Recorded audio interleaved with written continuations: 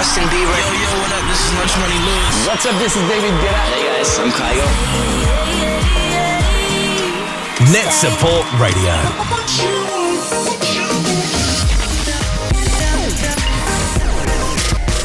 You're listening to Russell Prue. Hi guys, I'm Iggy Azalea. I'm Charlie XCX. Powered by Anderton Tiger, the official broadcaster of Bett 2023. Hello and a very good afternoon to you. It's 3 o'clock on the button. Good to have your company. It's day 2 of Bett 2023. Thanks so much indeed for joining us. Thursday the 30th of March 2023. My goodness, where's the time gone? Good to have your company. Great stuff coming up on today's show. My very special guest in just a short while will be Rosa Maria Caffio, who's come all the way from Italy. She does what I do in Italy about school radio. I'm thrilled to have her. Spoke to her last year for the very first time. My goodness, there's a lot of stuff going on. It's been a cracking day too. We thought Thursday was going to be super quiet because yesterday was super busy, and that lots of folks, you heard me mention this on the show yesterday, lots of folks had moved their trip to Bett a day earlier to Wednesday to avoid the train strike. Well, thank you so much indeed to everyone involved in the trains. There was no strike. And today has delivered almost the same footfall as yesterday. So congratulations to the organisers. Saw Louisa earlier today. Louisa Hunt, who is the Bett show director for this year. We're catching up with her later after the show for some personal and private feedback. My goodness, they want to hear from you. Isn't that really good news? It's a really good bet. And they said best bet ever, and they have delivered. Coming up in today's show, folks, we've got Al Kingsley. He's coming up for our reflective thing there. We're talking to Kirsty Grundy, Lady Kirsty Grundy, Jade and Martin Bailey later on. Mark Anderson is also with me. We're talking to him, and we catch up with the chaps from Phonic FM. We were live on their radio station earlier this morning at 11:15. They are a community FM radio station down in Exeter. Staffed mainly by folks with additional and special needs. They are very clever, very community based, and we were live on their broadcast, and I will bring you that show later on this afternoon. We talked to Jenna as well, amazing, brilliant, from Digital Media Citizenship, we're talking about, and Jonathan Durant from CYPHER is also joining us later this afternoon. It's all happening here. Let's get the show on the road so we get to Rosemaria as soon as possible. I'll catch up with Al Kingsley in just a second. NetSupport Radio, powered by Anderton Tiger, the official broadcaster of Bett 2023. Listeners, I'd love to open the show with the man himself, our fabulous sponsor, the brilliant Al Kingsley. Al, how's day 2 been for you so far?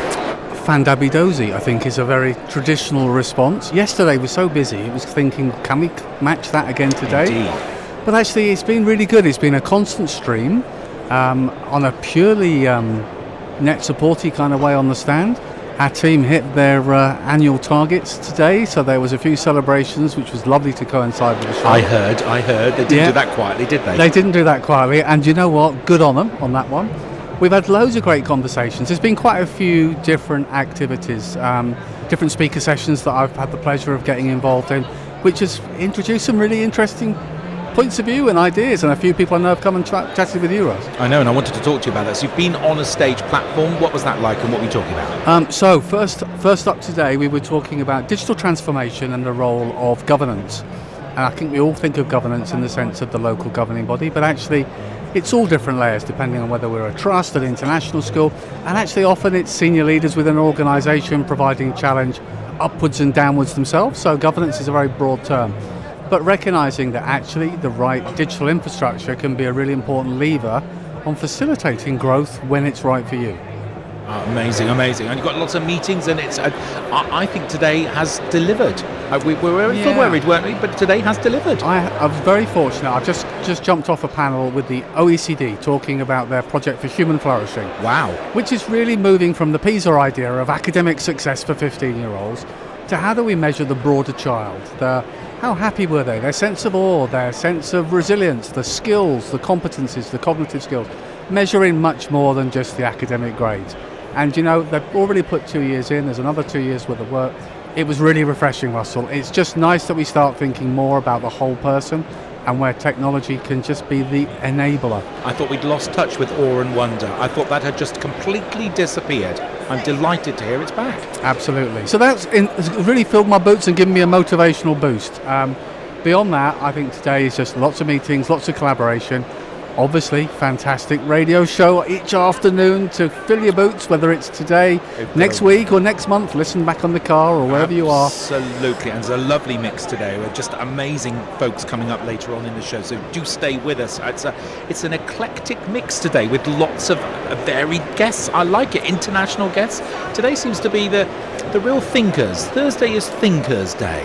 That's a good name. I like a Thinkers one, and I know you like a Thinkers guests, so that will definitely resonate. So, got to move it forward somehow, Al. We can't just sit here going, "Oh, haven't we done well?" Yes, no, we've done absolutely. So let's reconvene tomorrow, and hopefully we can reflect on the thinkers of today. Good. Have a great day, Al. Thanks for joining us. Take care, Russ.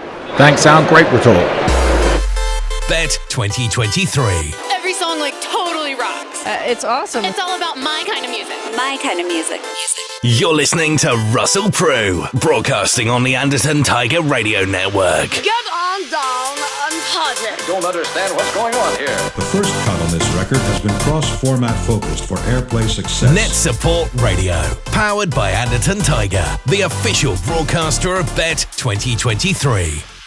It is 7 minutes past 3 in the afternoon, British summertime. We are completely live. I want to say buongiorno to listeners in Milan and also Florence. Hello, we can see you on our listener map. Buongiorno, welcome. It's lovely to have you with us. You are probably here to hear our next guest, Rosemaria, who's a great friend and brilliant advocate of everything broadcasting in student radio. She is up next live on our show. I'm also doing something very special. I'm going to open our phone lines this afternoon, folks, so that you can leave a message on the answer phone. I know, how so 70s of us, but it's lovely to do that. Here is that number. Write it down. You can phone it from a standard phone, any phone. Calls are charged at your normal rate. There's no additional charge, and you can just leave a message, and I'll play that live into the show during the broadcast. Our phone lines are now open. Call us now on our London studio number 0208 133 5170. Calls are charged at your standard rate. Calls from mobiles may cost more. Please dial carefully. Listeners, I'm thrilled, delighted, nay, ecstatic to meet up with an old friend from last year. I met this enchanting lady from Italy, Rosemaria Caffio. Oh, it's very kind of you, Russell. Thank you for guesting me here today. You're so welcome. We were friends immediately on Facebook, and I've been following her work. In Italy, Rosemaria does a lot of what I do. She's an educator, and they have major radio station action there. Bless you. I have enjoyed learning your experiences. Really? Yes, so much. Thank It's been you. amazing. Just tell the listeners a little bit about who you are and what you get up to. Okay, so I'm a teacher trainer too, at first, and I'm a teacher in a lower secondary school where there is a little school radio station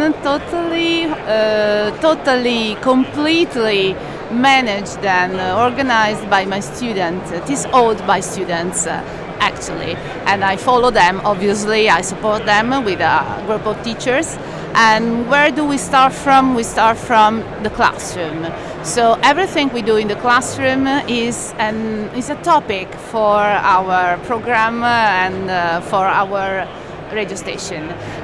We have a main big topic starting from last year. This is Agenda 2030. So everything we do in our classrooms will be told during the program. And we are online every 15 days. And last year we did this live broadcasting every week. But it was a very hard work. Because I think you put so much into it, and it's at the centre of your teaching, isn't it? It's right at the centre. Everything is about the radio and how they explain things and how they speak to people and how they communicate. Yeah, and mostly we started also to do peer tutoring and peer learning. So the students who knows how to do this, they teach to the young one. And it's a very good system, I think. It's like, I don't know, it's like a big sort of sharing. And sharing skills. And it's sustainable because they're teaching the next year groups, the lower down pupils. It's sustaining. You don't have to keep reteaching. No, because when the moment that they learn something, the school has finished and they go away. Yeah. And this is a good system and it works actually.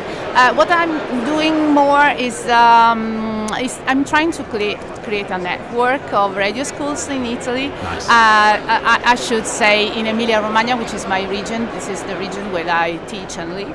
And I'd like to do this. I've already started some months ago. So at the moment in my region there are 43 schools, radio schools. Wow. And some of them they do live broadcasting, as I said. Some of them they do only podcasting. Sure. So we started something about library and a collaboration with libraries and a network of libraries, and we do something about books, not audiobooks, but something about reading books. Stunning, amazing, and we're looking to do the same here in the United Kingdom. It'd be lovely to get some link-ups between us, some twinning. We say e-twinning, but we should be doing radio twinning. Radio twinning, why not? That's the name of a station. Hello, radio twinning. Listen, Rosemaria and Russell here live on radio twinning. Oh, it's been fantastic. Wouldn't that be good to do something like that with it? Because you use so. Do they broadcast in English and, of course, Italian, or are they developing their English? Both of them, English and Italian. We did this great interview with a basketball champion, and this is Togo Shengelia. Don't know if you know him. Yes. And yes, in English. Amazing. And the students have also some reviews in English and film reviews, book reviews, and they do their best. And it's good for them. It's a good exercise for language. Yes. And, yes. Not only in Italian, but also in a foreign language. It is good as well. And it's the exchange of cultures. It's the whole mix. There's so much more on the global agenda that can be met as well. And it is communication too, because they learn to interview students just like them, or a basketball champion, or the headmaster, or some other teachers, or writers. They have interviewed some writers, and also some directors, film directors, things like that. It is fascinating and amazing to catch up with you, and you're doing just what I'm trying to do here in the UK, and you're doing... You are doing this in a terrific way, may I say this? You're very kind. I have only to learn by you. Oh, bless, and the same to you. You're doing terrific work in Italy. I'm just amazed. I love following you and all your details. Thank you so much indeed for catching up with us. Thank you, Russell. Thank you so much. Carry on going. Say hello to all your students and make sure they get to listen to this. They will, definitely, because they have to translate everything. Excellent. Hello to all Rosemaria's students. Good luck with your next broadcast. And from us here at Bett, ciao bella. Ciao. Oh, amazing. Hello to all her students, Rosemaria's students in Italy. I wish I could speak Italian as well as she speaks English. It's stunning language there, doing marvellous work. They really have put radio at the centre of everything they're doing in those schools. What a great idea. We need to get ourselves organised here. What an inspiring individual. Thanks so much for coming over to us here at Bett, Rosemaria. It's lovely to catch up with you. Still loads to come on the show. Lady Kirsty Grundy and Mark Anderson and Kanak is up next. He's really interesting. He is a brilliant guest all the way from India, and he's got some interesting things about data to say about it. You're listening to Russell Prue, your Bett radio show host, live on NetSupport Radio at Bett 2023. Listeners, my next guest has just come off stage with a fabulous Kingsley. Sir, introduce yourselves and tell our listeners what you've been talking about. Hi everyone, I'm Kanak Gupta. I am the Group Director of St. MR Jaipuria Schools. We're from India. I run 50 K-12 schools in the country, responsible for 50,000 plus students in the country, in Tier 2, Tier 3 cities, very marginalized societies, and I'm delighted to be at Bett. Welcome, thank you. Is this your first bet? No, this is my third bet. I'm speaking the second time at Bett. Yeah. Well done, congratulations. How was your talk? Well received? They were throwing vegetables. Nah, I'm just joking. The talk was all about as to how digitalization can happen at schools, and we shared experiences as to how it's happening in the UK versus India and other parts of the country other parts of the world. Basically, we're all talking about as to how we're looking at solving small problems through technology and ensuring that schools are not left behind when the world is changing so fast. So, example of that would be? So we're looking at integrating a lot of the curriculum pedagogy with technology. Strongly, I believe that it's not technology that's going to replace teachers. It's teachers who have resistance to technology who are going to get replaced by teachers who accept technology well. We're looking at identifying parents as true partners in the teaching learning process, and as to how you can educate kids about proper usage of social media, about next-gen technology, including ChatGPT. I know everyone around at Bett has been panning it a lot, but well, that's the future, I guess. It is a challenging future. You're right to do that. How do we educate the kids where we don't have the expertise in the classroom to do that? So I think we need to understand that our teachers, there are two things, right? Like, so we are preparing our kids for a future that we've not identified yet. I don't know what the jobs of the future will be all about. 20 years ago, if someone would have told me that selling books is going to be the richest person, one of the richest people in the world with Amazon, I would have laughed. 20 years ago, our teachers who were then in education colleges, they did not know as to technology is going to come into the classroom in such a big way. They did not think that collaboration is going to be an important thing. They did not think that we're going to laugh about competition. We're not going to be like, everyone's running their own race. It's not a competition really. So things have changed, and I think gradually we will internalize, gradually we will understand as to what needs to be done. But a lot of decisions would be driven by data. I say this quite often that, in God we trust, everyone else should bring data.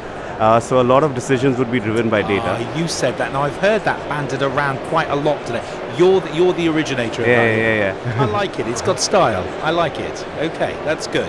So data, it's about the data. How do we interpret the data? Because we'll all know there's many ways to interpret a data set. So I think we need to understand as to, so every school would have its own personality. Every school would have its own set of challenges. We need to learn from each other the what, when, why, where, how. But we also need to internalize and understand what our specific problems are. The interpretation of the data would only happen once we know what we are exactly looking at. Now, if I do a regression analysis in a school environment, for the kids it makes absolute no sense. But to understand as to where the child is performing as to their own limited or vast abilities, that's the key skill. We'll need to educate our teachers more about data interpretation. We'll need to educate our parents as well. Because, this is something I've seen all over the world, except for the educators, everyone else is an expert on education. Yeah, I know. Yeah. Welcome to my world. Welcome to my world. Well, I can see why you're so incredibly attractive and your sessions are so well attended. Amazing perspective as well. Really good. What's the solution? What is the long-term solution? I guess the long-term solution is that collaborate more than compete. I think we need to socially network more, be it on social media or on platforms such as Bett, to learn from each other. Because I think the pandemic did this for us, right? Like when the whole world came as one, but also the education fraternity started collaborating more. I think that is what has happened, and I think we need to continue doing that. Instead of being very focused, as to how the education system emerged was we all wanted to sell books and created classrooms. And, it's now turned from the Industrial Revolution to technology to now social revolution. We need to understand that empathy is the key. We need to understand that creating experiences is the key. We need to understand that more than just examination, it's, the overall 21st century skills that we talk about. Let's look at those. Amen. That's just perfect. It's refreshing to hear someone as academically acclaimed as yourself saying exactly what I guess the new thinkers, the clear thinkers, the new policy makers hopefully will also be saying. Where can folks connect with you on social media? So I'm on LinkedIn and I'm on Twitter. My name is Kanak Gupta. If you just Google search my name with Kanak Gupta and Jaipuria schools, you'll be able to find me. Thank you so much for joining us. Good to talk to you. And you. Thank you. Amazing, talented man there, Kanak Gupta, and you can find him and follow him on Twitter, Jaipuria Schools in India. Amazing gentleman and well received. He was actually queuing outside of his auditorium and standing room only. So congratulations to his slot. Loads more still to come. It is just 20 minutes past 3. You're listening to me, Russell Prue, live from stand SE51 here in the South Halls and Bett. And you can hear in real time, you can't fake this sound, we're not playing this into the show, it's still busy. It's always a delight to have colleagues still here at this time in the afternoon. So amazing show, still loads more to come from us. Don't go anywhere, it's all happening here, folks. The sky's the limit with NetSupport's award-winning software solutions. Listeners, it's catch-up colleague time. I love this time. I've got with me the brilliant Kirsty Grundy, who's brought a friend along called Jade. We'll have to chat with her in just a second. And the brilliant Martin Bailey. Kirsty, may I start with you? What have you been doing today on day one? Well, apart from wandering around, orientating myself, finding out and having a look around, seeing what's out there this year. I've been presenting with these two lovely people for Now Press Play in the Leadership Teaching and Learning Theatre. Wow, excellent. And Martin, the presentation's about embedding audio, because of course that's really what Now Press Play do with their lovely pink headphones. Tell me about that. Yeah, so that was the second presentation I've done today, actually, sort of all about immersive audio. So immersive audio, it's certainly not children sitting still and listening to a story or whatever. It's about children actually feeling part of a physical experience, about moving around and acting around, and through those sounds, suddenly feeling like you're actually there. Whether it's been going back to ancient Rome, whether it's walking on the moon, it's about giving kids that language. It's about absorbing children sort of in a physical experience. And yes, we've been talking very much about Now Press Play during our presentation, because that was the link there, but you know, immersive audio goes far more than just any one particular product. The best description of that I've heard today from a US colleague, a wiggle worm. So children that are wiggle worms and ones that just can't sit still and want to just engage. It just plays beautifully to that. It does, yeah. That was one of the things I actually spoke about in there. That it removes those lower level behaviour issues in the classroom, because that's what, you know, we're constantly firefighting. You know, the majority of experiences on Now Press Play around about 20 to 25 minutes. The greatest teacher in the world couldn't engage children if they were just listening to us for 20 to 25 minutes. They'd be poking each other in the back with a pencil, they'd be swinging on their chairs and so on.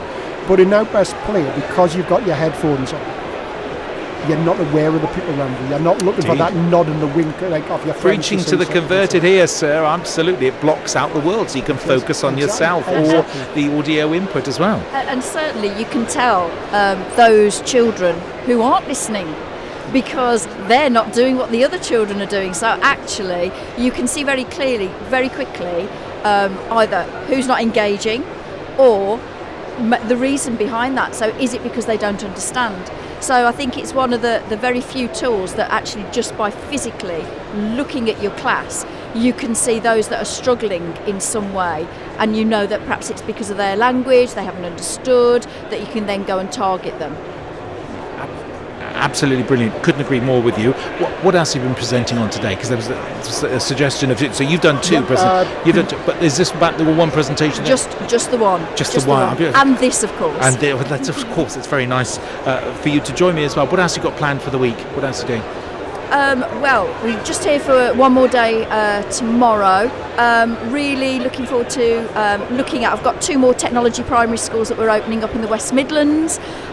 So on the lookout for, I suppose, the new tech that's there that is going to perhaps find its way into our schools. We're always on the lookout for new tech. and also it's just meeting up with people. I think this is the second Bett since COVID, and it is one of the best places to come and network and just meet old friends and it's a different connect. landscape as well by the look of things. It's a different landscape. It's really good. Jade, let's bring you in as well. What's your role within this huge Shirelands empire? So I am the Year 2 class teacher, and I am here really just to give an insight into what it's like in the classroom. Wow. Using immersive Is this your audio. first Bett? Yes, it What's is your my first Bett. impressions? Always like a first Bett visitor. What's your first impressions today? It's a lot, however, it is really, really fun. I've had such a different experience. You wouldn't expect to come to somewhere like this, becoming a primary school teacher, but the honour is They all used mine. to come in It their absolutely tens is. of thousands, I have to say. It's got on the Saturday. They used to just come in, thousands and thousands of folks. But getting out, tiredness, exhaustion, too much on their I'm plate. really grateful for the opportunity. Brilliant. It's So been amazing. let me ask another question. What do you know now you didn't know at 9 o'clock this morning? That I can speak quite confidently myself, actually, on a No. stage. It was a prerequisite for a colleague in the classroom.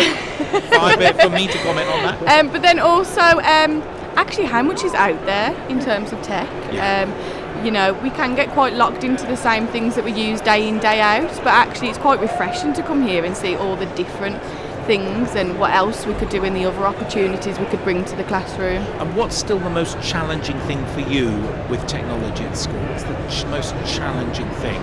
Don't say plugging it in, but what's the most challenging thing? Is it time? Is it preparation space? Is it being comfortable with it? I mean, you mentioned you weren't coming and speaking, of course, I joke, but of course you're in front of your peers here. You're not in front of your peers in the classroom unless there's an Ofsted inspector hanging around somewhere, which we hope that never happens to anyone.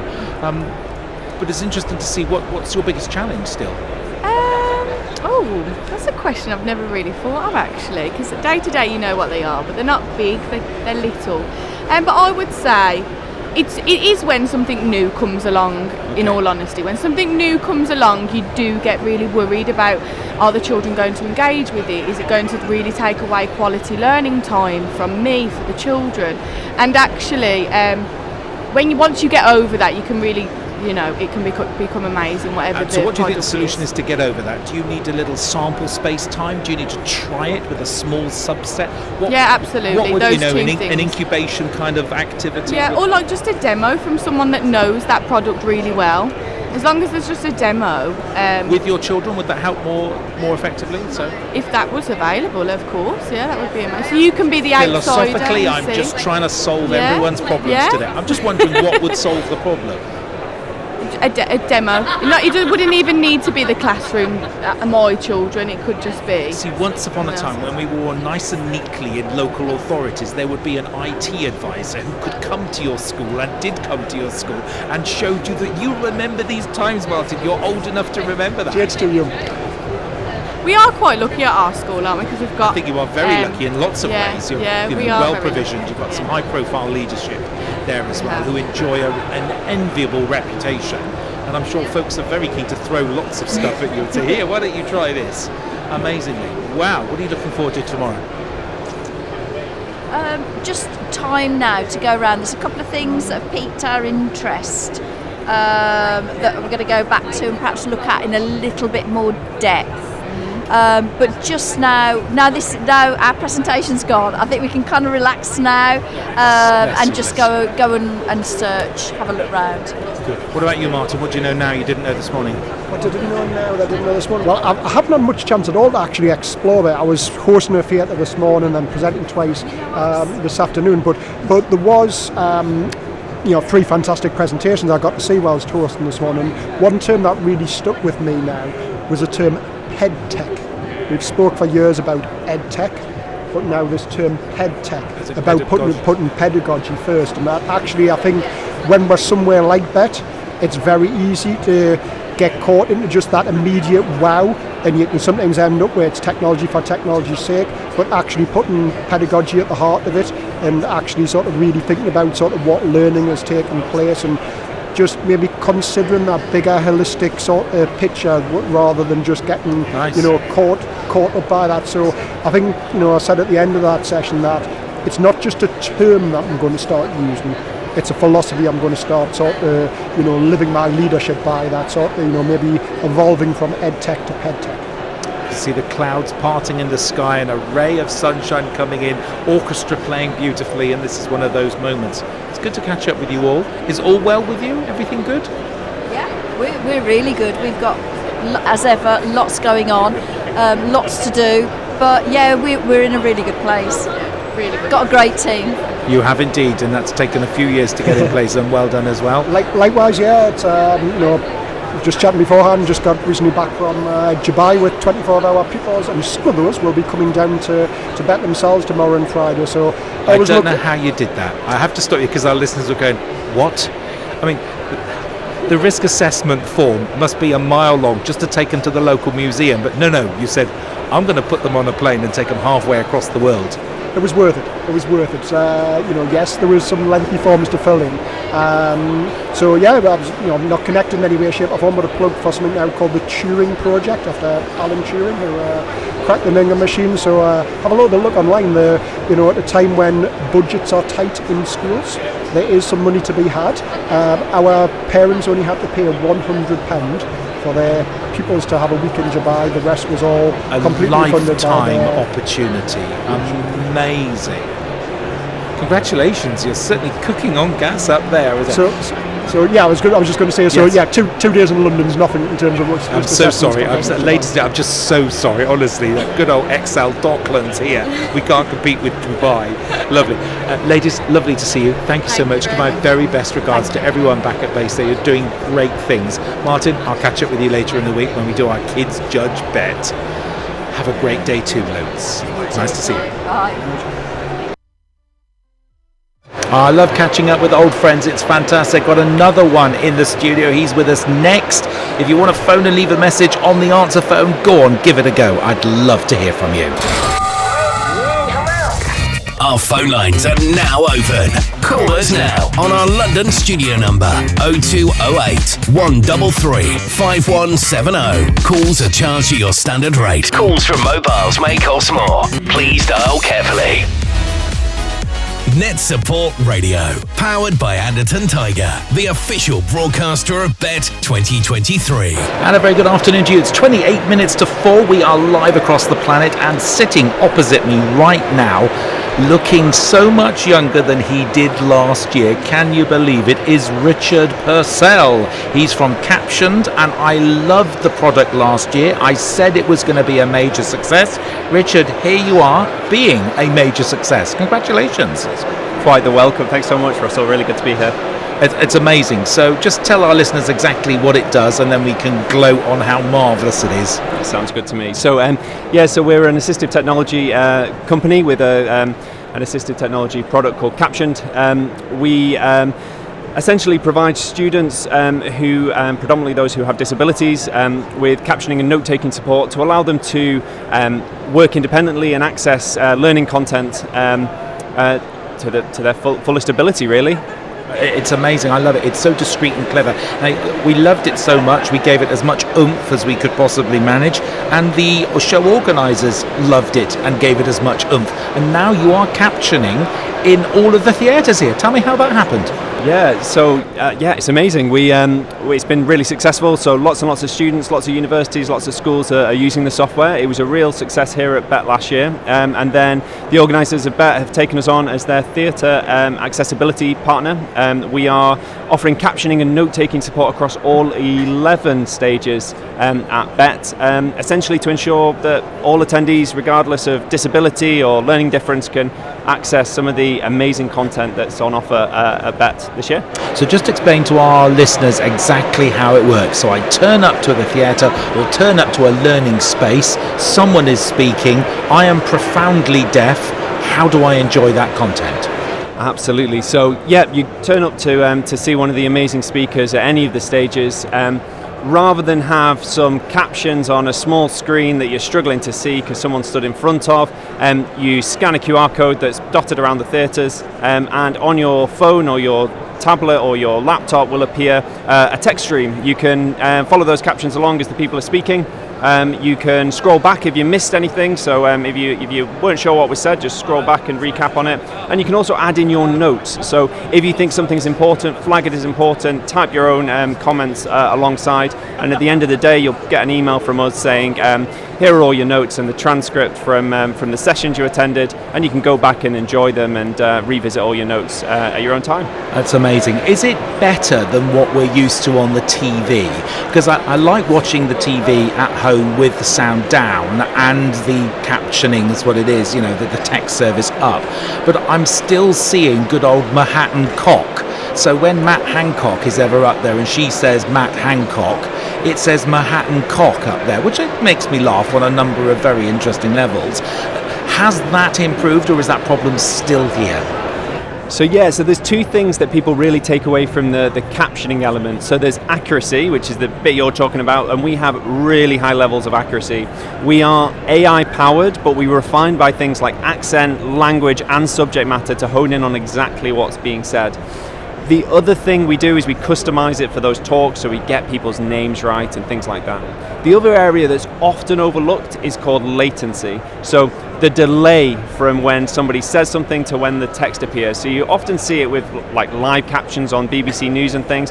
They're so far delayed after somebody speaks that you can't I'm on the next along. show. I'm on the captions are finished, the BBC logo's disappeared, and then what happens is they change feed or something, and then the captions just stop, and I've lost the last 4 sentences. Absolutely. So what we want is to be as accurate as we possibly can and as quick as we possibly can, and we marry those two up. Often people say, I'll actually take a slightly lower accuracy for a higher speed, because there's this sort of misconception, I think, that people who are deaf or have hearing loss can't hear anything.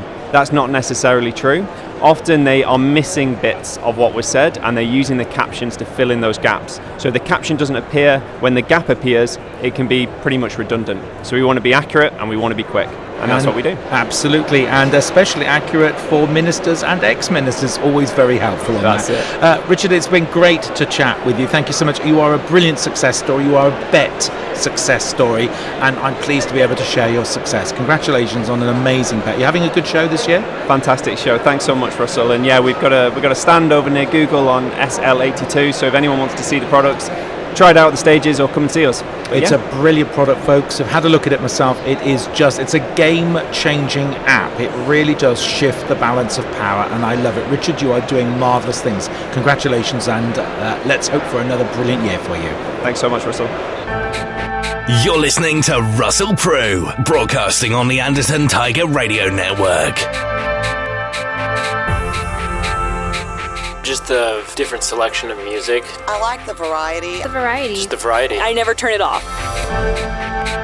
Good music. Amazing. Just amazing. Plays really good music. Very good.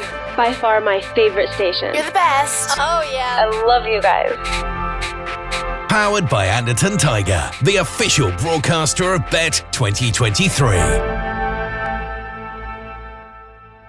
Amazing. Love chatting to Richard. He is such a brilliant, generous man with his time. Thanks so much indeed. And it's the guests like that, folks, that make Bett and the show so exciting. Still to come on today's show,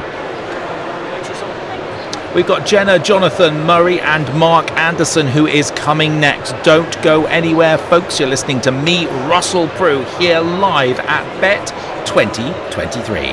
Hey guys, live in the studio, I've got Mark Anderson. Mark, weren't we good this week? Was that amazing or what? Absolutely fun. I love the show so much, and just Russell, just thank you so much for the opportunity to share, not just with the words but with the music as well, and to allow my son to come on and play a few tunes as well.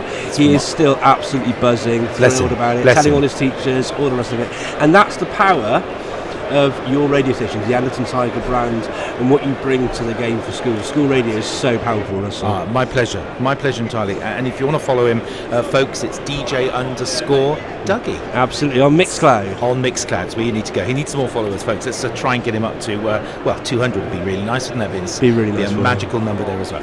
Folks, Mark Anderson is in the studio here. We are live at Bett. How's day one been for you?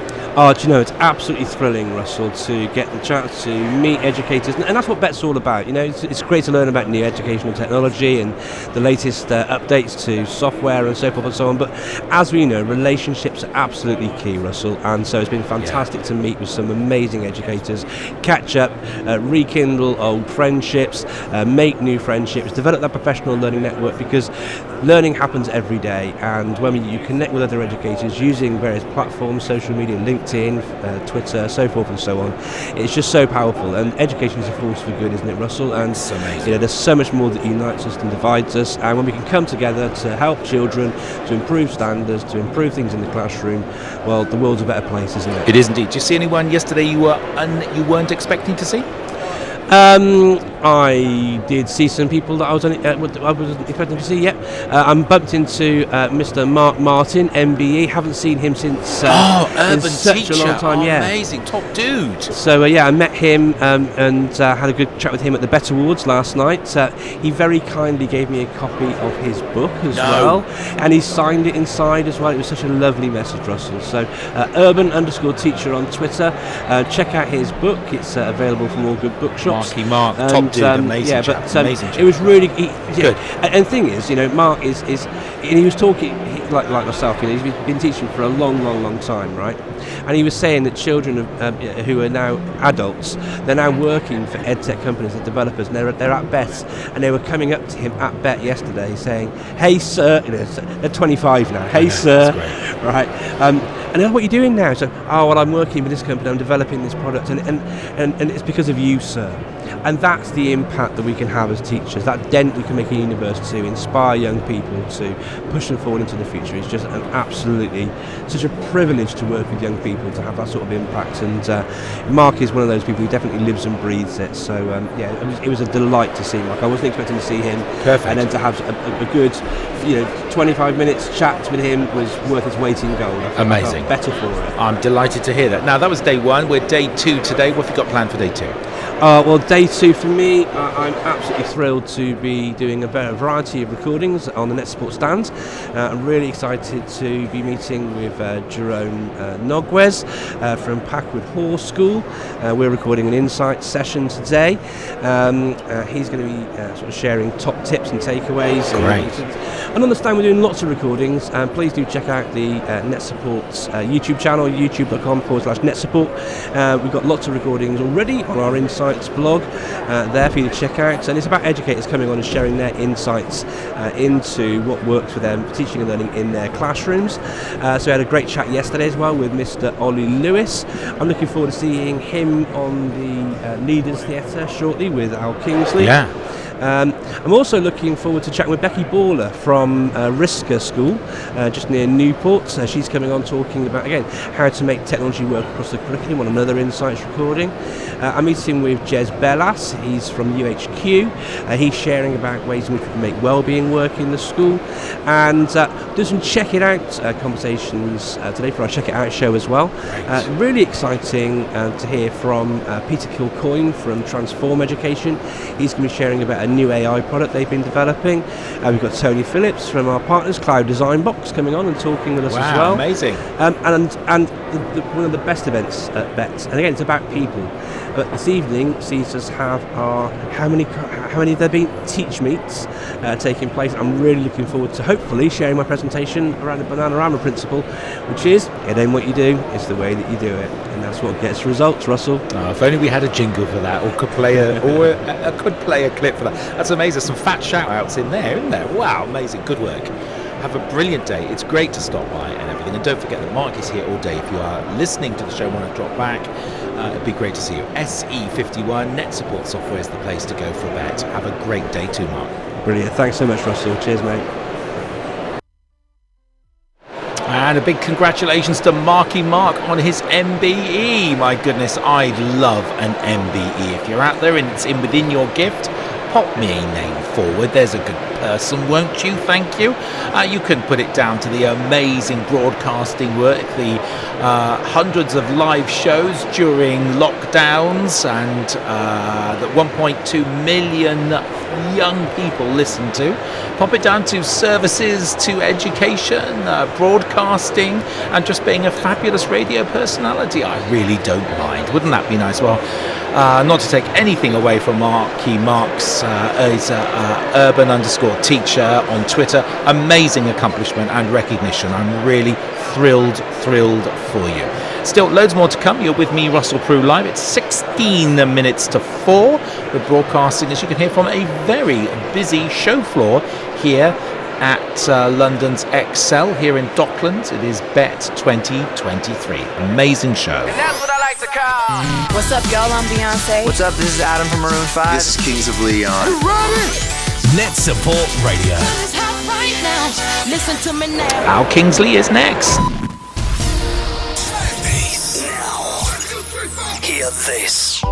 Get into school radio for less. The Anderton Tiger Hub. AndertonTiger.com/hub. Feel the power. LearnRadio.net is a live broadcasting and podcast platform that showcases the best examples of radio for learning.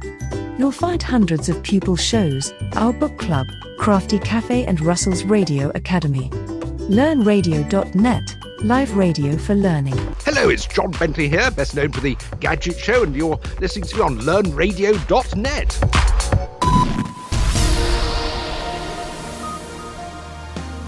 Arco Iris Learning is a creative learning company especially for primary-aged children and primary colleagues.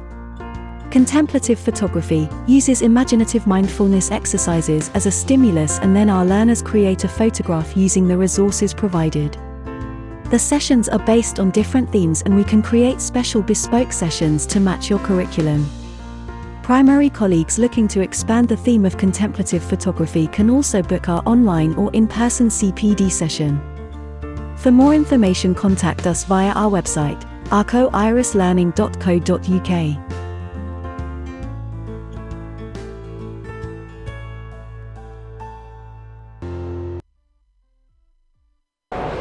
So, a quick episode on NetSupport Radio, and I wanted to chat with you, Ollie. We've just sat together, done a panel at Bett, and we've been talking about how governance can support digital transformation.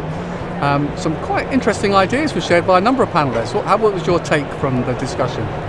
I really liked everybody's kind of frank and openness and approach to it, and I think that's something that resonated. I know it resonates with you and it aligns with your thinking, but you know, from a trustee level, whether you're challenging down, or from a schools level, whether you're challenging up, I think that honest dialogue is really important, and the understanding of the why around decisions that you're going to make looking future ready across your organisation are hugely important to better understand that. Understanding what the data is that you've used for that evidence-informed decision. I really like that point. Kanak's phrase was we all trust in God, but in God we trust, but for everything else it's data. For everything else it's data, yeah. I really like that.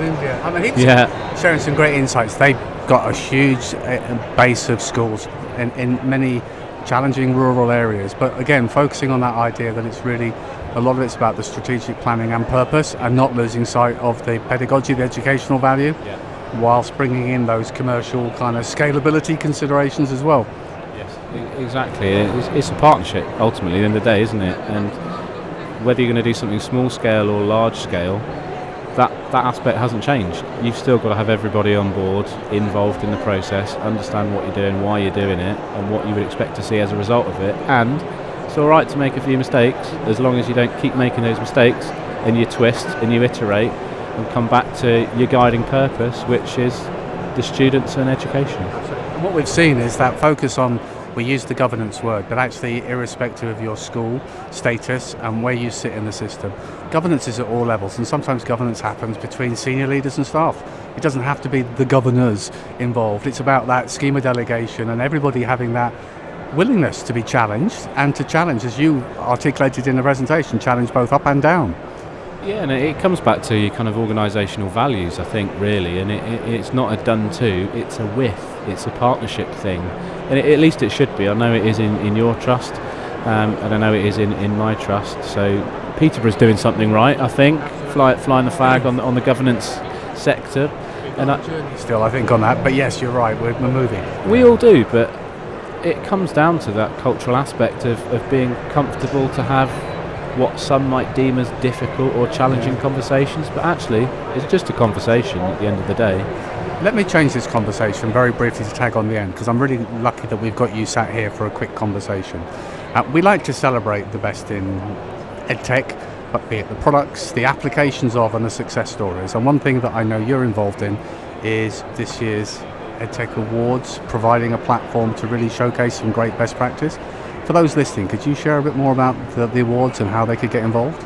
Sure, so if you want to find the awards, if you search for edtechawardsglobal.com, that will get you to all of the various different categories. I'll go more into those categories in a minute. Entry deadlines is the 21st of April, so you've still got 22 and a quarter days in which to apply. So that is very specific. You'll notice that there's a timer at the bottom of the website, you see. So I've made sure I'm accurate in my data on that and collected that. And actually, it doesn't matter if you're an educator in a school, a trustee, or you're a vendor. Really, what we would like to capture is celebrating good things that are happening in the education space around educational technology. And we've really carefully selected the categories to try and highlight that. In the ed space, going back to our governance talk, it is about collaboration and connecting with people, and actually it's partnerships that are really important, and we want to celebrate that. The one thing that stood out for me, Olly, on that, and I know you've got quite a broad set of categories, but was actually about the fact that the judging process, how you're keeping that kind of independent and separate. Yeah, so all entrants into the awards are, we've removed any names from the entry by the time it goes to the judges, so we've removed any layer of bias, so you won't know who the entrant is in terms of is it which person or which company it is, so we've removed that layer by anonymising the data, so actually you can just look at it in its rawest sense and form and try and identify the impact that solution, that person has had in that space and highlight them, and I think that's really important. As you'll know quite often in any space, sometimes it's who you know, not what you know, and actually we're just trying to highlight what's really good in this instance. Brilliant, thank you for sharing, and I'm going to hand back to the maestro himself, Mr. Prue. Thanks, Al. That was Al Kingsley and Olly Lewis there, and I've always said it's not what you know, it's what you know about who you know. It's exactly 8 minutes to 4, and sitting opposite me right now is the fabulous Kelly Hannaghan. She is from Mindwork Matters, and Kelly helped us out enormously. She provided some great well-being and mindfulness moments. This is before anyone thought mindfulness moments were anything. So we were there during lockdowns, doing it ahead of everyone else. Kelly, it's lovely to hear from you. How the devil are you? Oh, I'm absolutely great, Russell, and it's always a pleasure to see you and to be here at Bett. It's been an incredible couple of days. Your whole career has been accelerated at light speed. It's amazing. 1 minute you're in post in a school, and now you're an ultra uber celebrity guest speaker on the Bett stages. How was the presentation today? Oh, it's absolutely incredible. The room was absolutely packed. There were people sitting on the floor, people standing outside. And what I was trying to give the message of is how do we develop a cost-effective digital strategy for well-being in education when we know that budgets are being so stretched at the moment? Been stretched beyond all capacity. The money for any pay increase is going to come out of school budgets. How are we ever going to afford anything in a school? Of course we want to pay our teachers more. The stress. This is adding more stress, more worry, more anxiety. What do we do about this? I think we need to stop, pause and reflect. I think we need to simplify mental health and well-being. There's so much white noise around mental health. We've been bombarded with resources that it's suddenly become like wallpaper. So we need to get clarity on what well-being is and not hide behind it. Amazing, just amazing. So what else were you covering in your talk today? So I was looking at a whole school approach for mental health and well-being and considering how do we protect the future for education in the digital world. I think it's absolutely vital that we help teachers develop that sense of confidence and stability around fully embracing tech. We know that EdTech is now embedded into education in a way it never would have been before if we hadn't gone through the pandemic. Yeah. Absolutely right. I couldn't agree more with you there.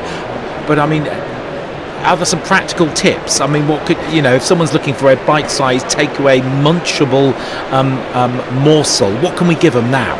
I think it's about building the confidence of staff, so inspiring confidence into teachers to develop those relationships with EdTech suppliers and look at what you've got in school, in your cupboards that's collecting dust. Use the EdTech that you've got and also have the opportunity to develop digital champions. So look at the people in your school community, may it be your students or your staff who have a particular interest and passion around technology, and ensure that they give opportunities to teach others about technology. So I think, learning from within and growing from within is incredibly important. It's a more holistic approach, really, isn't it? And we've been saying that for years about everything, but it's still hard for colleagues to get their head around that. Just amazing. Where can folks connect with you? I know you offer lots of peer mentoring. You offer on-site presence, talks, and folks can engage with a whole manner of things. You've got loads of resources, and I've seen you speak many, many times. You're absolutely amazing. Where can folks book you and get hold of you? You can find me on Twitter at MindWorkMatters. You can find me under my name, Kelly Hannaghan, through LinkedIn. You can also connect to me via email, kelly@mindworkmatters.com. And just to highlight that I offer a whole system strategy for mental health and wellbeing across all phases of education that prioritises leadership wellbeing, because our school leaders, they can't carry on pouring from an empty cup. Staff wellbeing, student wellbeing, community wellbeing. So thinking about contextual wellbeing that includes embedding a purposeful approach for positive homeschool links and parent engagement. Amazing. If I had a jingle, we should be playing that there. That was amazing and very well done. Kelly, it's been great to catch up with you. You're the gift that keeps on giving, and I love the ethos. You've got to put your own oxygen mask on first before you can help other people. Amazing stuff. Continue to have a fabulous Bett experience, and thanks for sharing it with us today. Thanks for having me. Always a pleasure. Thank you. The sky's the limit with NetSupport's award-winning software solutions. Listeners, I do like a return visitor. They usually come back for me to apologise, but not on this occasion. It's lovely to catch up with Jenna Khanna again. Hello, Jenna. How have you been? Hello, I've been very good. Thank you for having me back. Oh, always a pleasure. What were you getting up to yesterday? So yesterday we had the immense privilege of opening the Leaders Theatre with a panel discussion on the datafication of education. And we had an amazing turnout. I think this is really, a growing concern for schools, for teachers, and particularly for parents as well, because we know that the data being collected from children in schools is growing in both volume and variety, and we can't yet really predict the impact this will have on children's, futures. So we were able to explore these issues with some experts. One from the USA, my colleague Jill Bronfman, who's our privacy counsel from San Francisco. We had Dr. Velislava Hillman also with us, and then Krakow Potong from Five Rights, a great charity working to protect children's rights in the digital environment.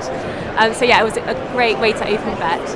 Well, congratulations, and thank you for your contribution. Well done as well. Now, you also have some other interests as well. Talk to me about those. Okay, so Common Sense Education basically exists to help children thrive in the digital world.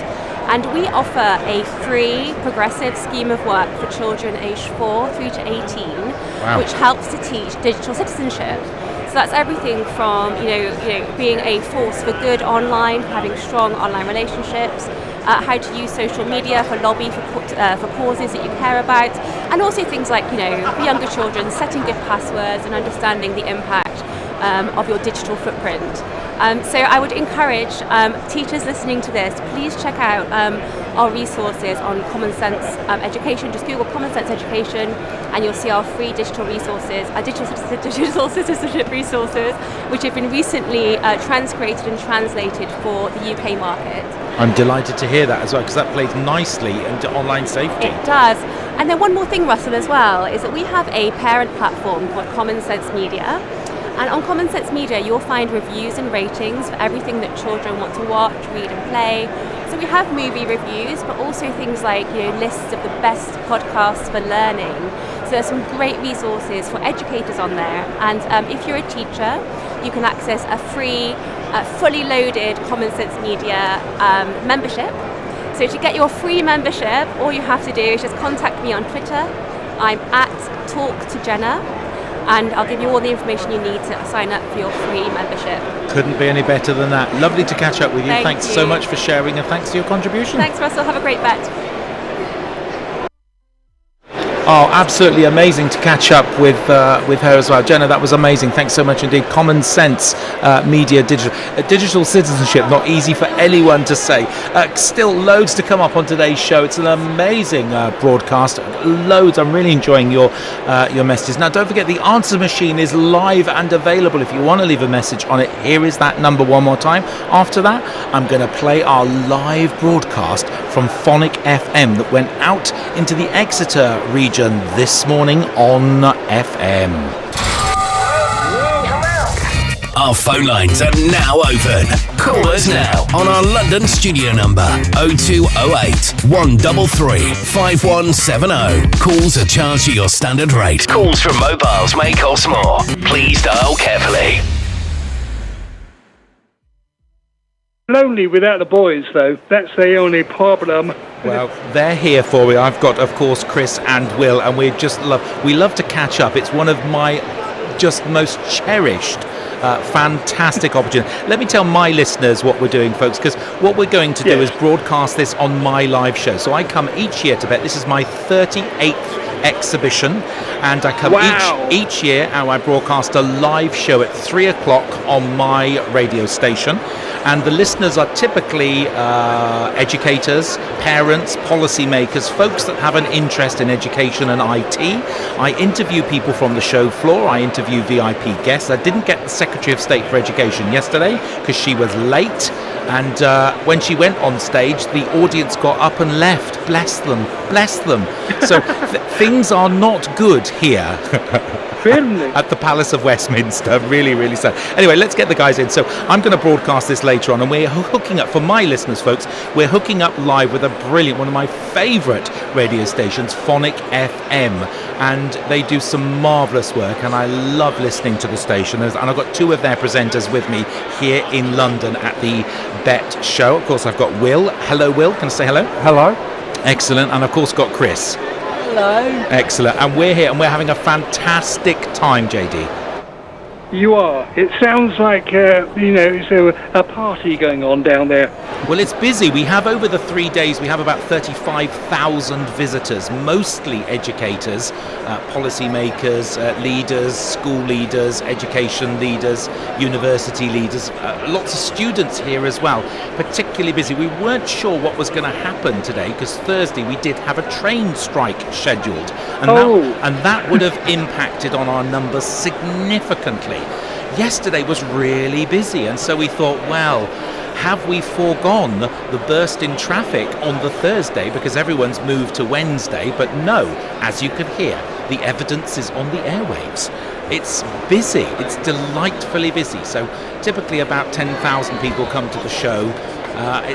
These are not studio conditions, for which I can only apologise, but it's great to catch up as well. So I'll just ask the two guys here, Will and Chris, what they've been up to, what they've seen at the show floor. It is the world's biggest IT and education show, and it's everyone who is anyone is here showing their new stuff, and Will's a real big fan of everything technology. I mean, he's an uber geek, really, and you won't mind me saying that, really. What have you seen that's really caught your attention?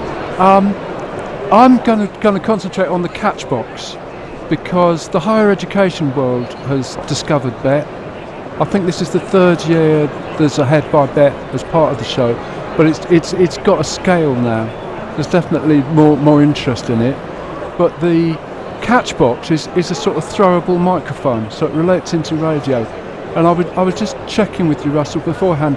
I think there has been a teddy bear microphone. Well, we have, and we've used these in the primary school really well. It's a good control mechanism, so that if you're teaching a class of 30 kids and you're throwing some question and answering activity around, you want only one person to speak. And you basically throw the teddy bear around, and the one with the teddy bear speaks, and there's a microphone in the teddy bear which you capture the sound of a particularly difficult room, and children don't have to project their voices. And that's part of the magic of radio as well, because of course radio, if you're using radio in a school, it's like an invisibility cloak. You can't necessarily be seen unless you've got a camera in the studio, which some of our bigger brothers and sisters on the bigger national stations kind of do, because it's a marketing exercise for them. But for us, in school settings, we want to hide the identity of the children for their own protection, for their own safeguarding safety, if you like. And radio gives them an opportunity to speak, so it's using that same concept as well. Yeah, we've had teddy bears for a while. You're talking about a cube here, aren't you? It's a cube, yes. Yeah, that's it's not exactly the same as a primary school, but it confirms my idea that the universities could use a lot of the same techniques that Bett's known about for a long time. Yes. It's nice to have them here. Where have you been? That's what I'd say. Thanks for joining in. Better late than never, but that would be... Well, eventually they'll do a study of it all, and they will have something to contribute, I'm sure. That would be really good as well. Brilliant. Chris, what have you seen on the show floor? Well, yesterday I was just having a brief look around. Today I've seen the Orcam, which is a tiny little camera which reads things to you, and it also charts your progress through reading, and I thought that was really good. Brilliant, amazing, good educational tool, I'd say. Yeah. And yesterday I went to the Tower of London. He's such a tourist, this man, honestly. Yeah, what was that like? What was that like? Well, I could only see 3 exhibits because they weren't very wheelchair accessible. No, get out of here. You kidding me? No. Well, they're old buildings, and I don't think wheelchair accessibility was thought of all those years ago.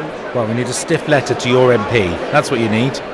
I think a stiff letter to the King would do more. I agree. Hey, look, we're changing policy here. Just can't be any better than that, can it? Yeah, I think you're right. I think you're absolutely right. I mean, that is a royal public building. Yeah.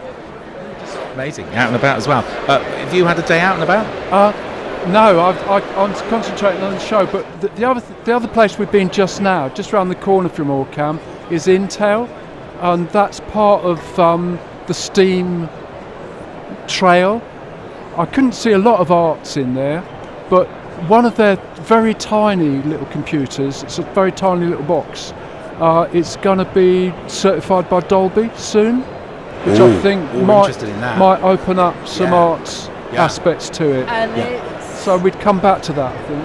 It's only, well, it's about the size of my mobile phone.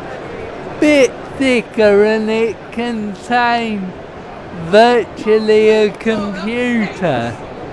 Wow, that's amazing. For folks that don't know what we're talking about, Intel is the world's biggest microprocessor manufacturer, and they're really, really pushing the boundaries about. And of course, you're talking about STEAM, and that's science, technology, engineering, and mathematics. But arts are in there because it used to be called STEM, and now we've put the A in, the A for arts, and that's why we've got something for audio in there, isn't that good? And that's why Dolby are in.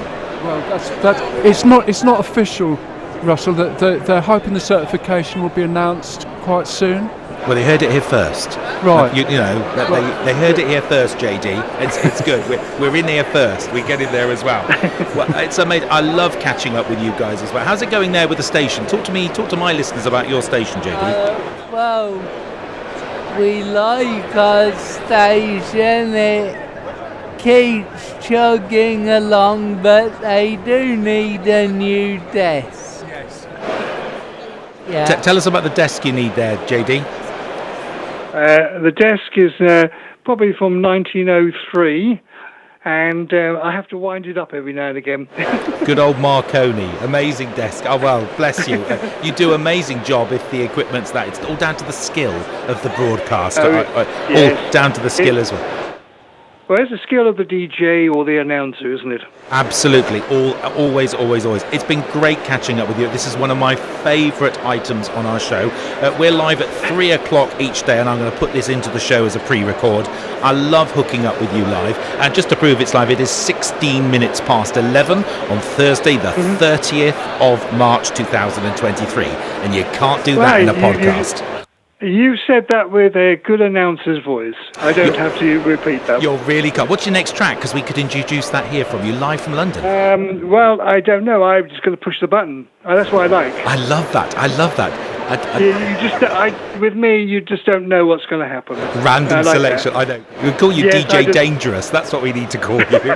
Oh, I like that. DJ Dangerous. JD, great to talk to you. From great to talk to you, mate. Chris and Will and myself, Russell, here in London. Thanks very much. Have a great Thursday afternoon to all your listeners there. And thanks so much for joining our show, and thanks for having us on your show.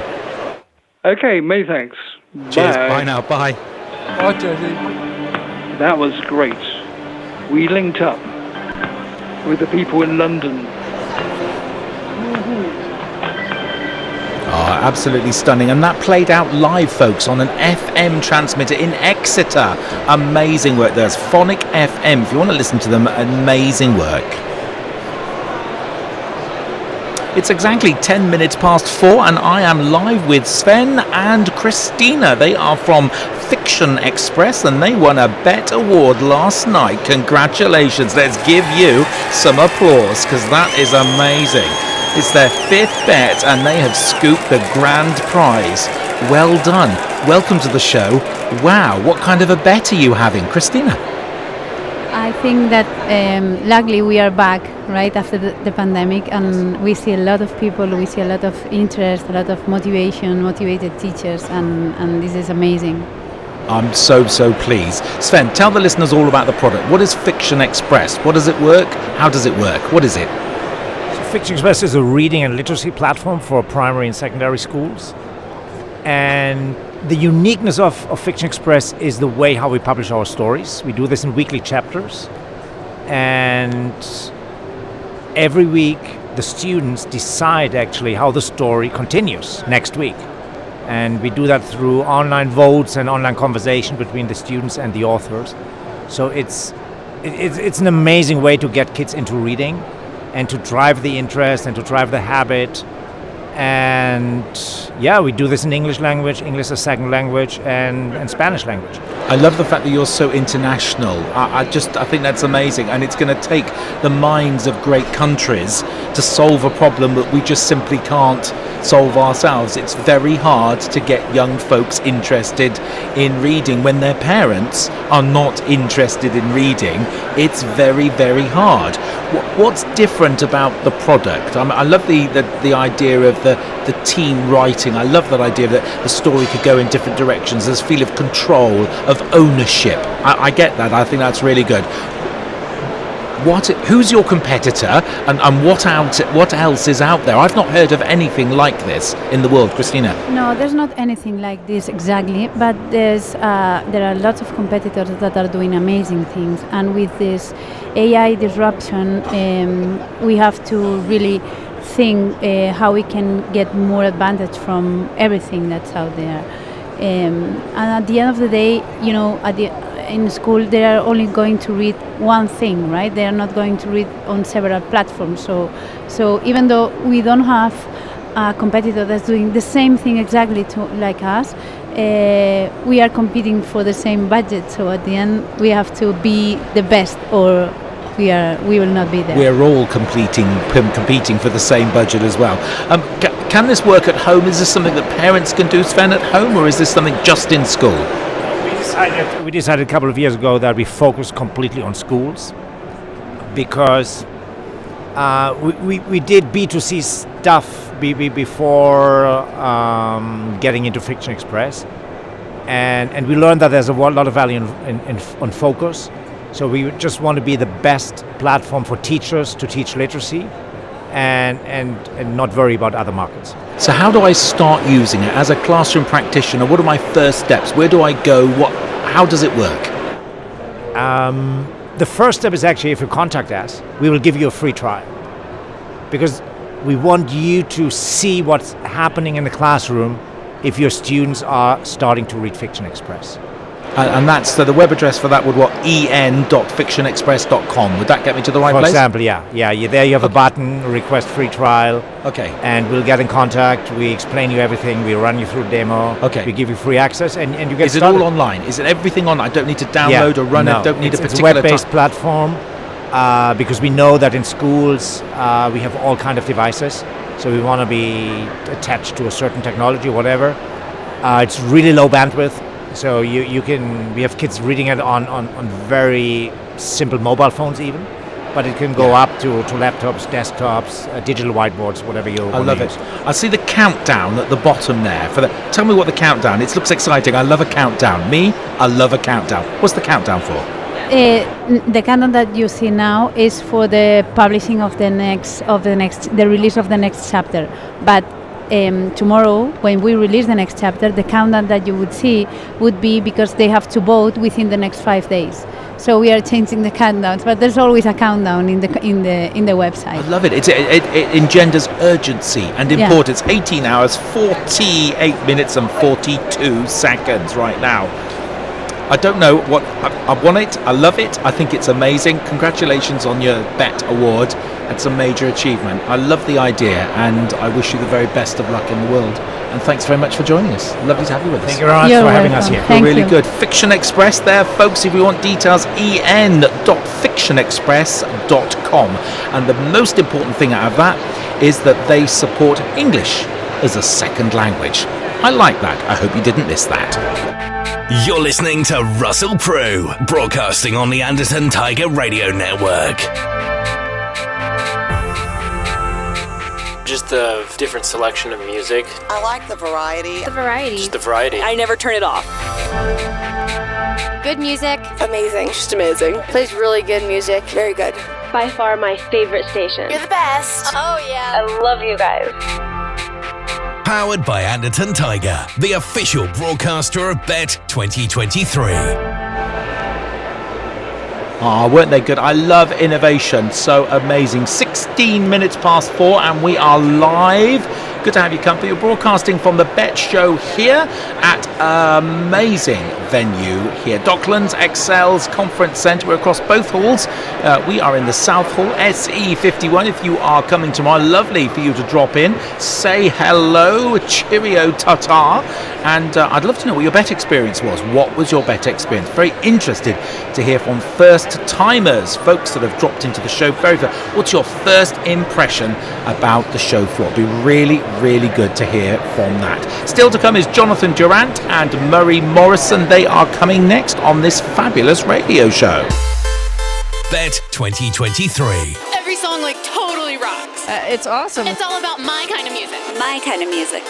You're listening to Russell Prue, broadcasting on the Anderton Tiger Radio Network. Get on down and party. Don't understand what's going on here. The first cut on this record has been cross-format focused for airplay success. NetSupport Radio, powered by Anderton Tiger, the official broadcaster of Bett 2023. Listeners, my next guest is in the studio with me live. I have Jonathan Durant. Did I get that right? You did. Oh, good man. Excellent. He's from CYPHER Learning. Jonathan, welcome to the show. What do you do? I am the Regional Vice President for EMEA for CYPHER Learning, and CYPHER Learning is an intelligent learning platform. Tell me more about it. What does it do? So, if you look in the past days, the version 1.0 learning platforms, which are a bit clunky and didn't really give a very good user experience, CYPHER Learning's platform is a very automated, AI-driven platform that really helps with learner engagement and also with giving a very good learner experience. So within the platform, it is absolutely riddled with AI, and within Magic words, those. They are AI and automation. So at any one point you can have up to around 25 points of automation, which really helps out educators complete their daily tasks. With the pool of teachers reducing at the moment, it really does help with the smaller teacher pool. So as a teacher, what do I get out of it? What's different for me? What would make me go ooh and ah? Okay. So you can track every step of the way what a student's doing with any of their online training. So from the point where they're actually registered on the platform, to be invited to take a course, to course completion, to the levels of mastery that they're achieving through the platform, and also to the skills that they're actually gaining from taking the courses on the platform. Wow, amazing. And can this be deployed in a single school, or is this something that needs to be purchased on a MAC level? Is it something that's big and global? So it's either way, and cool. I can give examples where we have it in single schools or in small corporates, large corporates, but then we also have it at country level. So as an example, the whole country of Qatar, their full education system is run on CYPHER Learning's platform. Wow, that's a major accomplishment.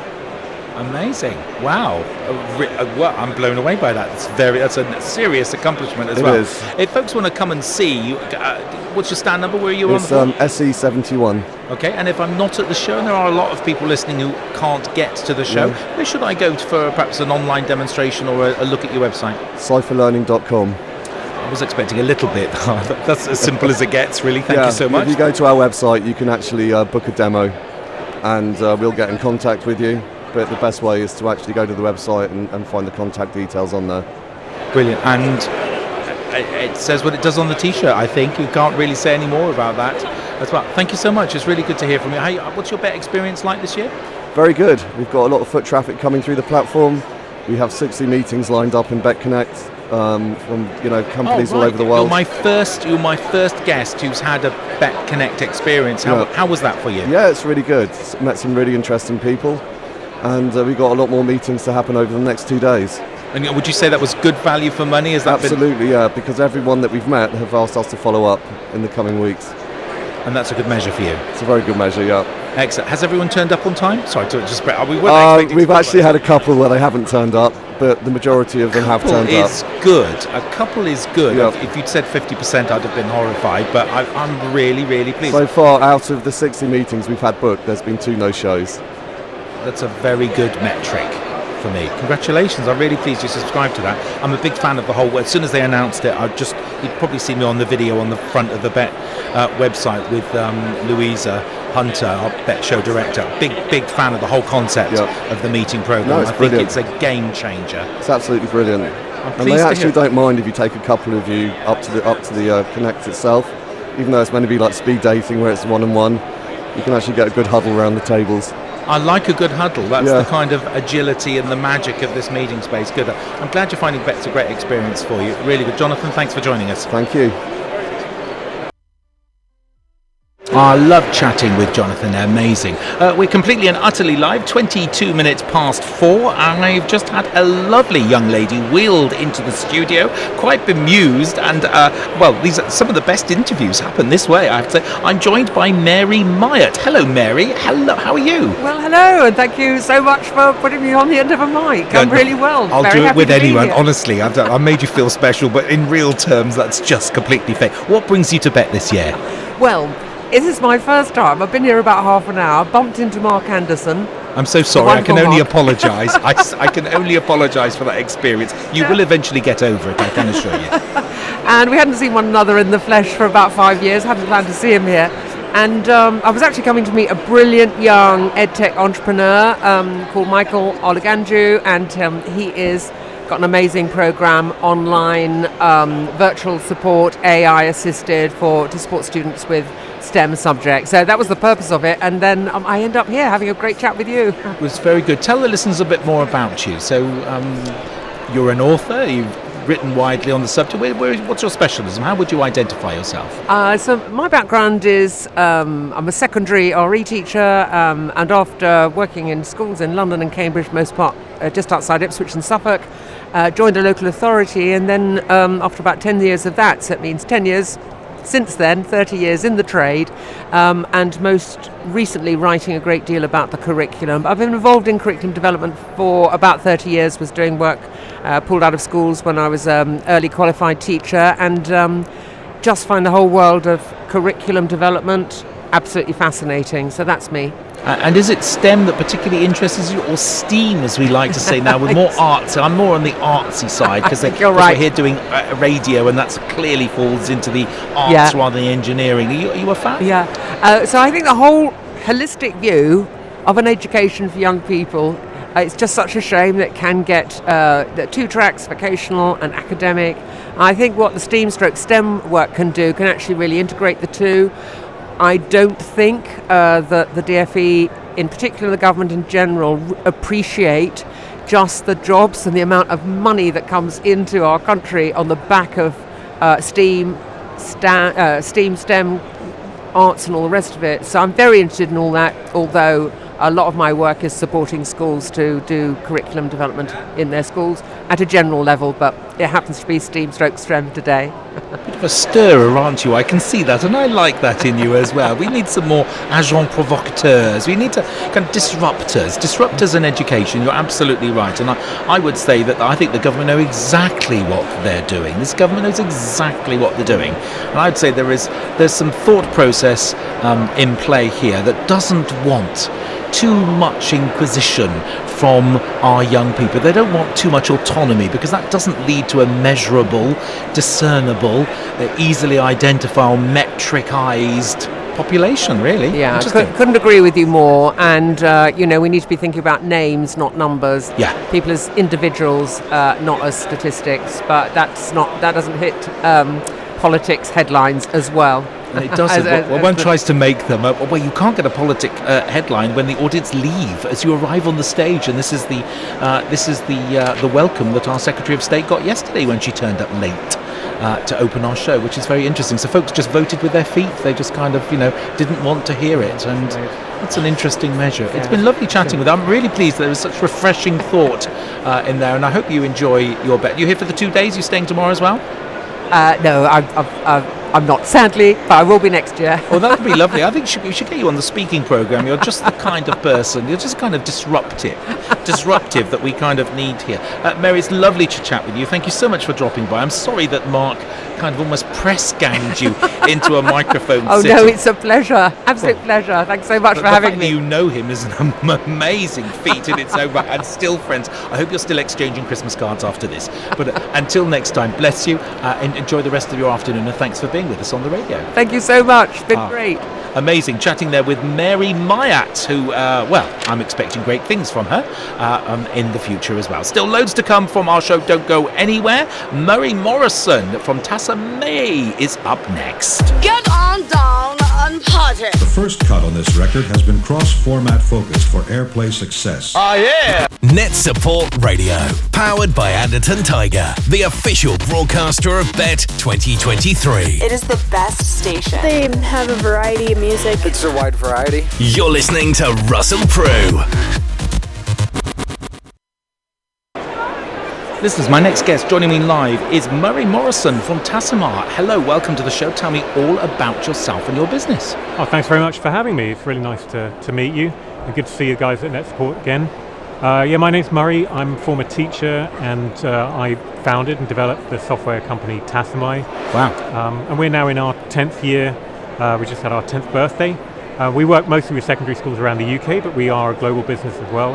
And basically students use our program to reinforce learning, but it uses all those great techniques of proper diagnostic, adaptive, spaced repetition to make sure students are really learning what they need to learn.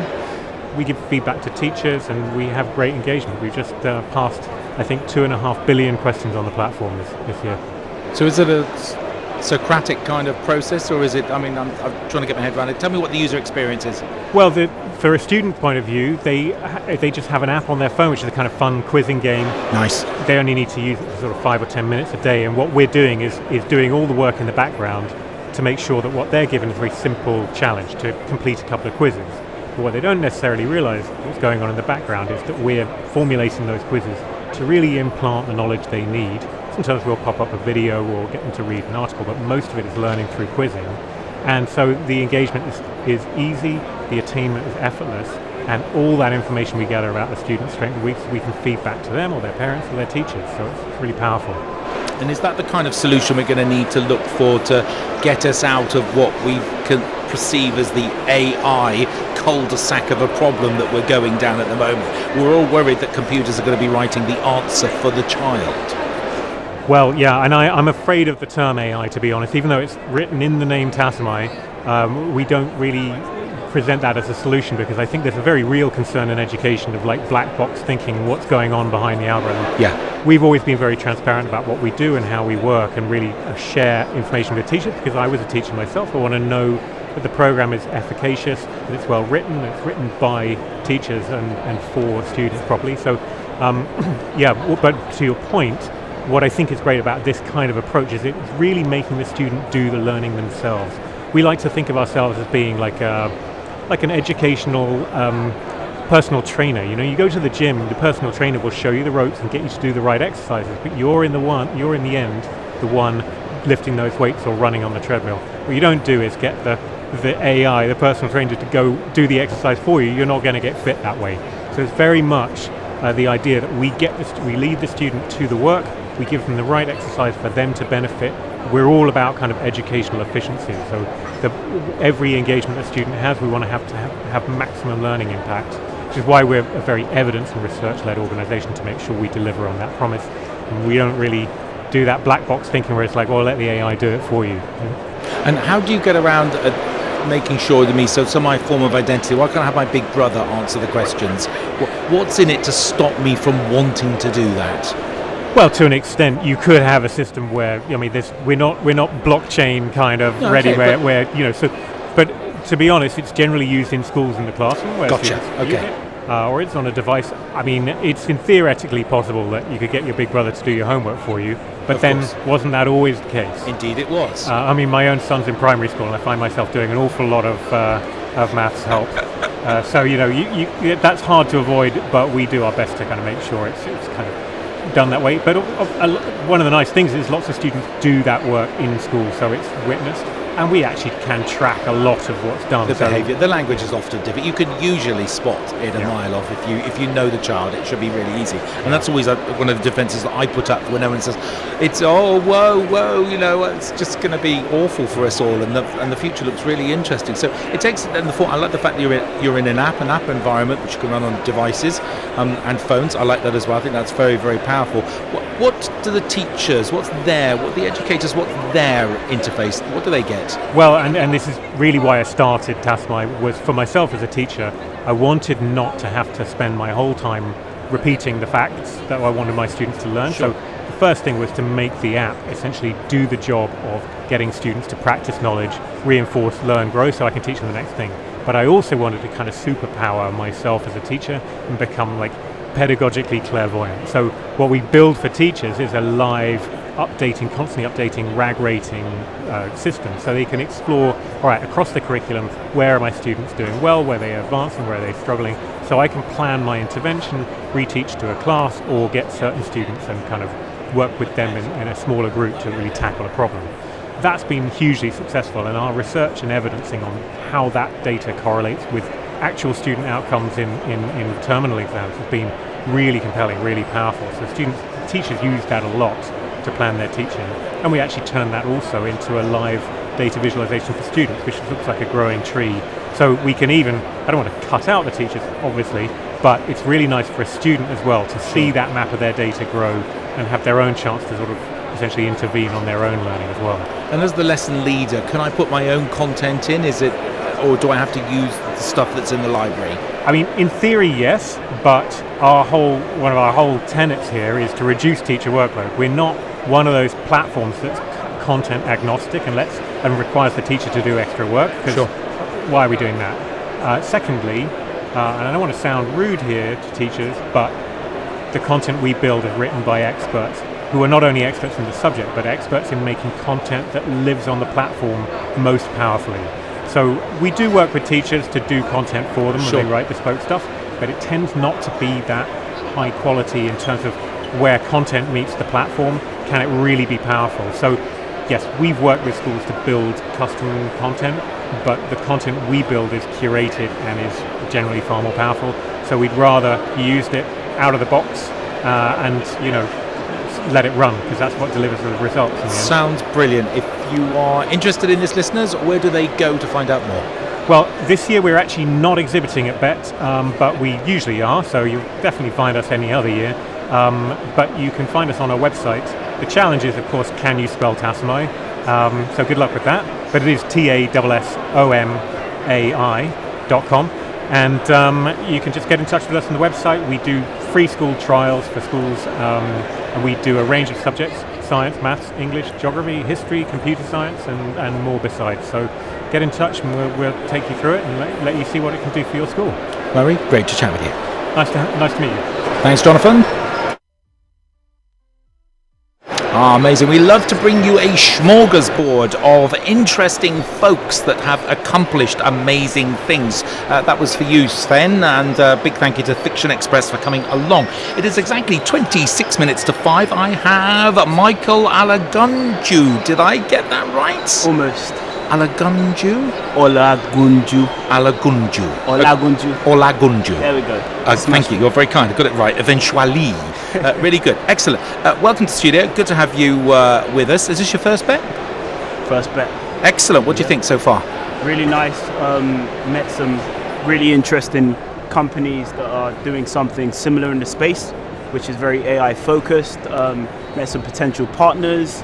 And yeah, now I've managed to find myself here on this radio show. So yeah, I know you look like a man with a great face for radio. So you weren't expecting it, and I like that. You've got this startled look on your face. Don't worry, it's not a problem. You're at the end of the show, and I can cut you out of the podcast if it all goes wrong. No, it's fine. Awesome. We're live because the back-ended compliment. You're very welcome.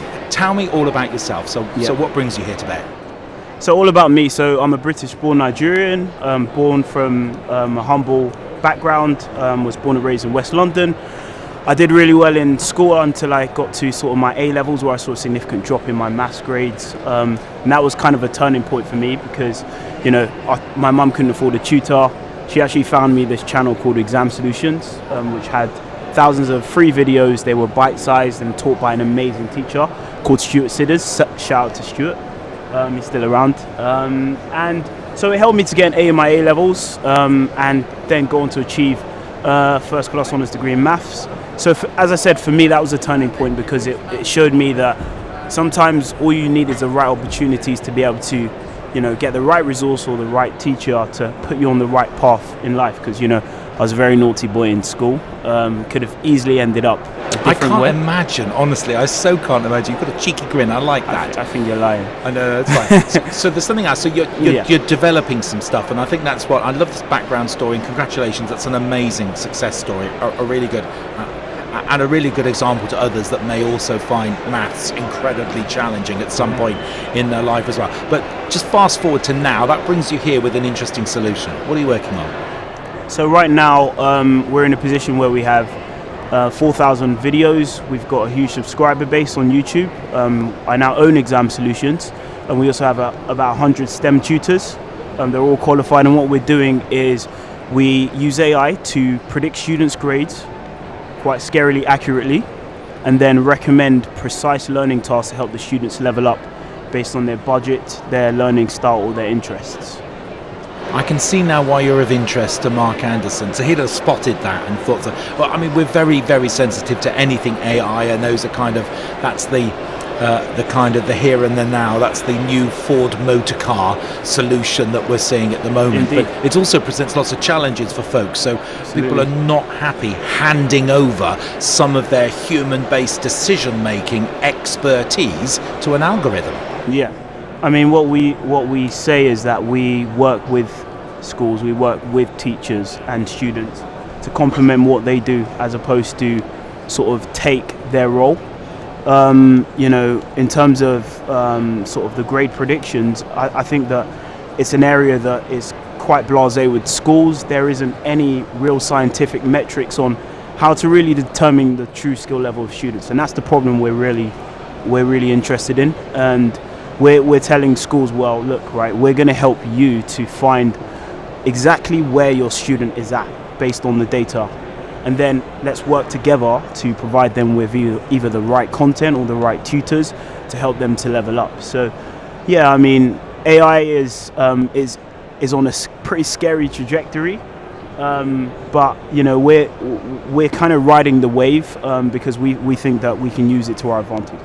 I think that's a brilliant idea as well. So what are you looking for here? You obviously don't need investors, or perhaps you do at this stage.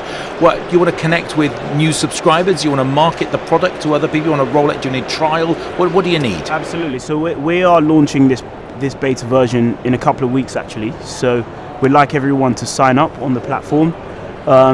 It's free. It's free to use for 7 days. So there's a whole load of features there, you know, including unlimited access to all of our smart assessments, you know, which, as I mentioned earlier, is focused at determining your true skill level. You know, the grade predictions are also there, but we're also taking advantage. We're one of the first adopters of ChatGPT-4 technology to enhance learning experiences, as well as the e-marking process, which we know is a gap in the market. You know, we've seen that there's lots of platforms out there that struggle to be able to mark students' work accurately. You know, so we're actually able to partially mark students' work.